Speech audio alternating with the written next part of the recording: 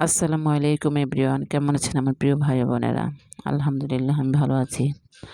এই ইফতারের আয়োজনটা করেছিলাম ২৬ মার্চেতে।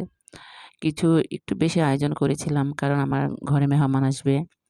আমি আলুর চপ, ডিম চপ, পেঁয়াজু সবকিছু বানিয়ে নিয়েছি। কারণ কিছু বাচ্চা মেহমান আসবে, তো ওদের জন্য একটু বাচ্চা টাইপের একটু আইটেম রেখেছিলাম। চিকেন করেছিলাম, স্যান্ডউইচ, কিছু ফল ফ্রুট, পাস্তা এই বানিয়েছিলাম। টেবিলটা সবকিছু আমি ভেজে দিয়েছি। টেবিলটা সুন্দর করে আমার মেয়ে গুছিয়ে নিয়েছে। কারণ সময়টা খুবই কম ছিল। খুব তাড়াহুড়ো করে কাজ করতেছিলাম। অনেকদিন ধরে ভাবছি যে একটুখানি আয়োজন করব। মানে সব বাচ্চাদের একটু ইফতার করাবো।